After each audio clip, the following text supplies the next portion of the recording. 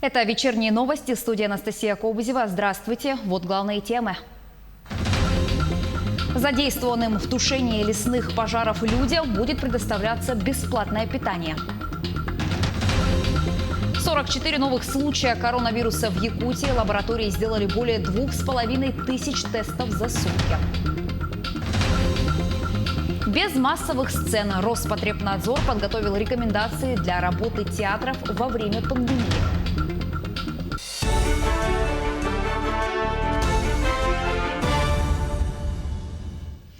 В селе Эбяк Среднеколымского района возобновился ранее локализованный лесной пожар, затрудняет тушение торфяная почва. Это третий пожар с 22 июля. Также очаги есть вокруг села в 20-30 километрах.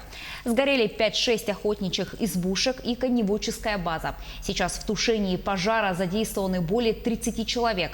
В районе готовят вторую смену, которая будет работать по тушению пожара в ночную смену. А на местах пожара возле села Сватай ведется активная работа по локализации очагов и недопущению огня на территорию села. Огонь был остановлен в 700 метрах от населенного пункта. Второй пожар, возникший из-за порывистого ветра, направлялся в западную сторону. Ситуация под контролем. Режим ЧС в Среднеколымском районе не снимается. На завтра запланирован вылет вертолета по маршруту Среднеколымск-Сватай. Он доставит группу, в составе которой мобилизованное местное население, работники пожарной части Государственной противопожарной службы Якутии по Среднеколымскому району. Кроме того, вертолет доставит средства тушения. Ситуация с лесными пожарами остается напряженной и в Момском районе. Частично локализованы очаги в Бор, Сосы и Хану. Там за сутки произвели 25 сбросов 75 тонн воды. В ликвидации угрозы распространения огня задействована аэромобильная группировка регионального управления МЧС России в составе 20 человек. Сейчас работы идут усиленное маневрирование малых групп за контролем этой кромки минерализованной полосы. Местами возникают мелкие очаги, и группы тушат их. Значит, очень засушливая погода, ветер резко меняется, поэтому в любой момент возгораться может еще силой новый пожар. Поэтому мы сегодня не снимаем режим ЧС, мы сидим наготове. А в Тампонском районе на данный момент зафиксировано 170 лесных пожаров, 3 из них по вине человека.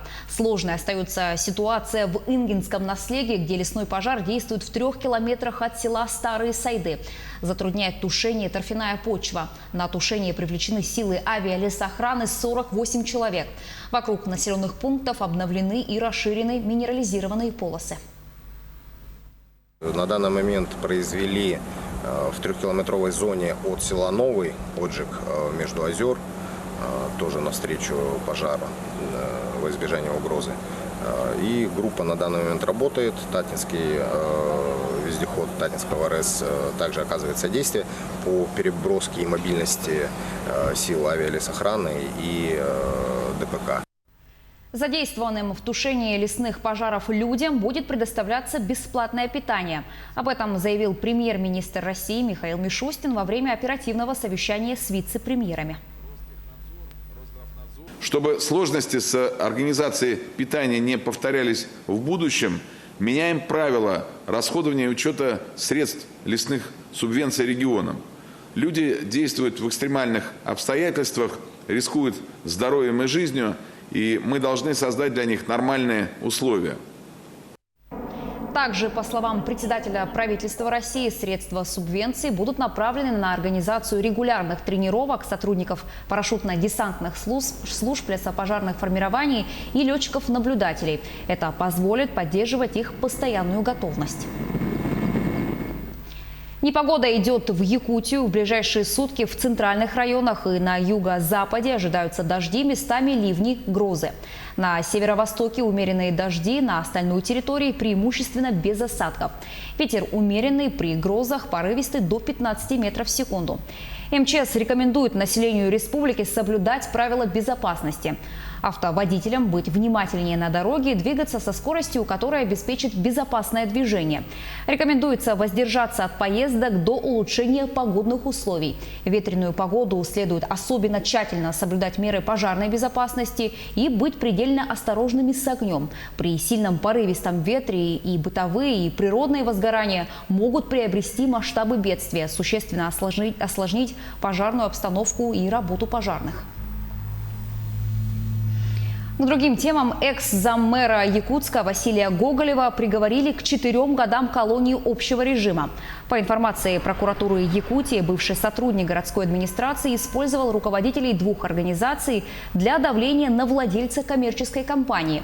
Таким образом, он незаконно хотел получить права на квартиры в строящемся доме. Сумма ущерба, причиненная строительной фирме в результате данных незаконных действий, составила свыше 165 миллионов рублей. По результатам рассмотрения уголовного дела суд с учетом мнения государственного обвинителя приговорил подсудимого к 4 годам лишения свободы с отбыванием наказания в исправительной колонии общего режима. Осужденный был взят под стражу в зале суда. В настоящее время приговор суда в законную силу не вступил и может быть обжалован сторонами. В отношении 2 руководителей фирм предварительное расследование завершено. В настоящее время идет ознакомление с материалами уголовного дела. 44 новых случая COVID-19 выявили в регионе за сутки, из них 35 в столице региона. Также заболевшие зафиксированы в Нерюнгринском, Мегино-Кангаласском, Верхоянском, Тампонском, Устьянском и Хангаласском районах. Все заболевшие госпитализированы, их контактные лица установлены и изолированы. Как сообщила министр здравоохранения региона Елена Борисова в ходе брифинга по эпидситуации, за сутки лаборатории Якутии сделали свыше 2500 тестов на коронавирус. Около 5 миллиардов рублей дополнительно выделили Якутии на компенсацию снижения доходов. Об этом сообщил глава региона Айсен Николаев на своей странице в Инстаграм. Руководитель республики рассказал, что во время последней командировки в Москву состоялась встреча с министром финансов России Антоном Силуановым и первым замминистра финансов России Леонидом Горниным. Стороны обсудили методику распределения средств между регионами, бюджетную обеспеченность и подходы к регулированию этого вопроса. И, как стало известно сегодня, правительство страны дополнительно выделило федеральные средства на компенсацию снижения доходов. 10 тысяч медицинских масок поступило в Вилюйский район из китайского Дацина. Стоит отметить, что это не первая партия гуманитарной помощи из Китая.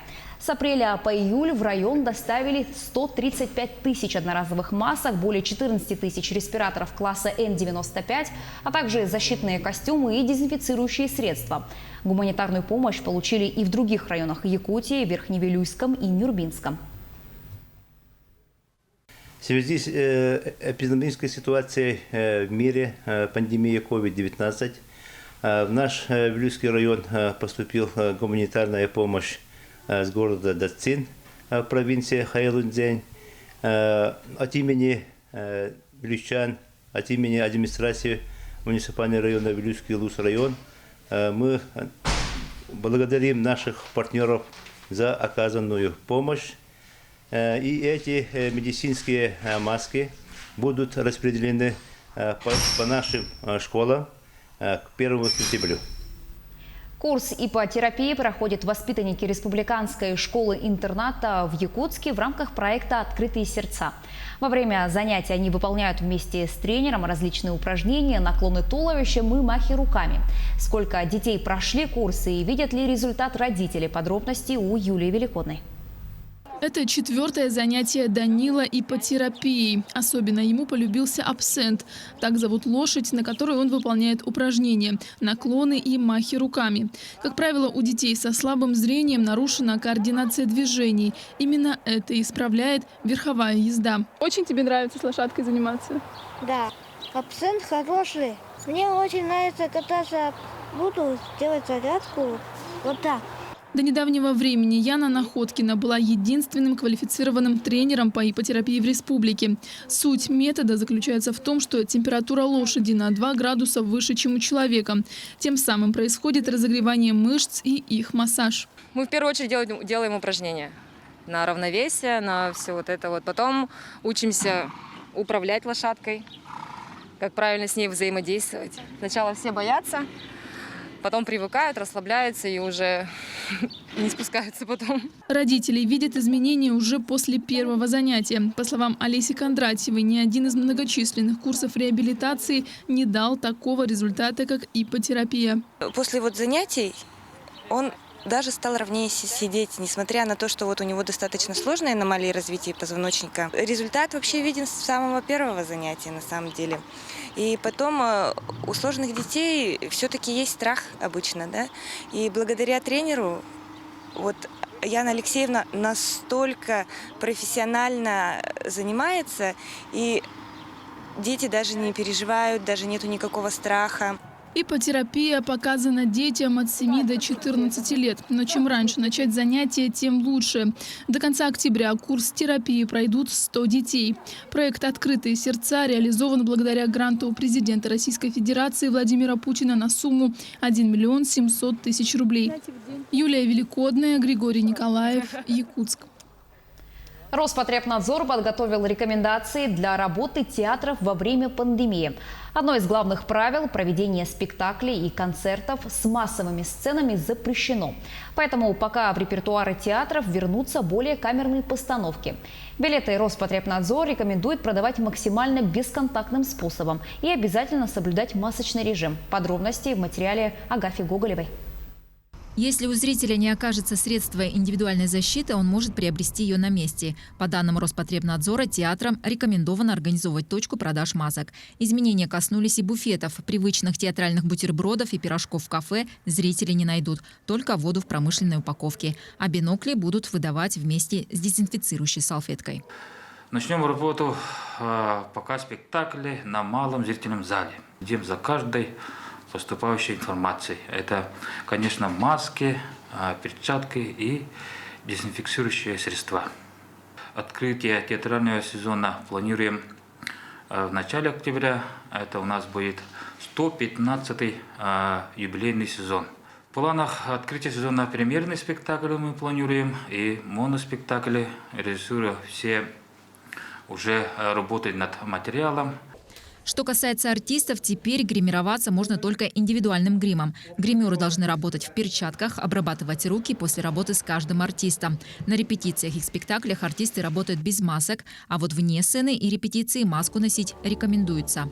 Поющие артисты во время репетиции должны соблюдать дистанцию не менее 4 метров. Репетиционные залы должны регулярно проветриваться и дезинфицироваться. Рассадка зрителей в зале, по словам министра культуры России Ольги Любимовой, будет доработан во второй половине августа.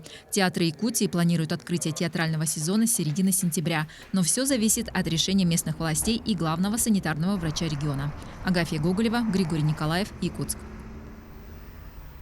В Алдане установили бюст герою Советского Союза, командующему воздушно-десантными войсками Василию Маргелову. Именно он сделал десантников настоящей армейской элитой. Подробности у Руслана Павлова. Войска дяди Васи. Так аббревиатуру ВДВ расшифровывают сами десантники. За неделю до Дня воздушно-десантных войск, в День парашютиста, Алданский клуб по развитию популяризации парашютного спорта сделал городу подарок. В районе аэропорта открыли памятник генералу, командующему ВДВ Василию Маргелову. День парашютиста, 26 июля. Вот к этому празднику мы приурочили и открытие, и плюс успели до 2 августа, Дня ВДВ. Думаю, все будет прекрасно. Теперь у нас есть свой бюст в нашем городе. Генерал Маргелов не был основателем десантных войск. Свой первый прыжок с парашютом он совершил, когда ему исполнилось 40 лет. Но именно он сделал десантников настоящей армейской элитой. Поэтому памятники и бюсты этому неординарному военачальнику стоят во многих городах России. Установка бюста Маргелову положила начало будущему городскому парку, который, судя по задумке, будет излюбленным местом отдыха, особенно для детей. Будут люди гулять, отдыхать. И вообще планируем еще здесь поставить боевую машину десанта. Памятник Василию Маргелову теперь по праву станет местом сбора десантников и парашютистов. И ближайшая дата – 2 августа – День воздушно-десантных войск. Руслан Павлов, Сергей Шипачев, Александр Лукин, Алдан. Наши корреспонденты продолжают следить за развитием событий. Не переключайтесь.